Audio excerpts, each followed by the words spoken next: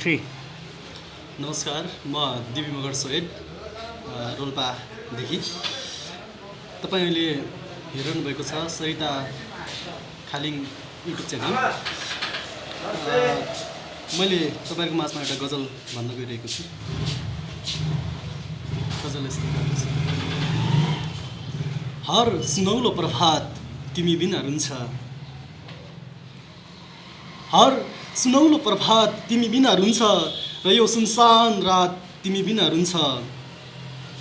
हर सुनौलो प्रभात तिमी बिना रुन्छ, र यो सुनसान रात तिमी बिना रुन्छ। यो समाजलाई म पनि नचाइदिन्थे, यो समाजलाई म पनि नचाइदिन्थे, यो समाजलाई म पनि नचाइदिन्थे। भए घरको औकात तिमी बिना रुन्छ, यो सुनसान रात तिमी बिना रुन्छ। प्यासीलाई कस्तो प्यास पिलाएर गयो, प्यासीलाई कस्तो प्यास पिलाएर गयो, प्यासीलाई कस्तो प्यास पिलाएर गयो। यो तलतल त्यो जमात तिमी बिना रुन्छ, हर सुनौलो प्रभात तिमी बिना रुन्छ। त्यो चोकनेरोको पसले यसो भन्दै थियो, त्यो चोकनेरोको पसले यसो भन्दै थियो, त्यो चोकनेरोको पसले यसो भन्दै थियो, यी पानीपुरी र चाट तिमी बिना रुन्छ, हर सुनौलो प्रभात तिमी बिना रुन्छ।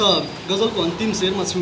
भोक निलेर निदाइदिउँ झैँ लाग्छ दिउँसै, भोक निलेर निदाइदिउँ झैँ लाग्छ दिउँसै, भोक निलेर निदाइदिउँ झैँ लाग्छ दिउँसै।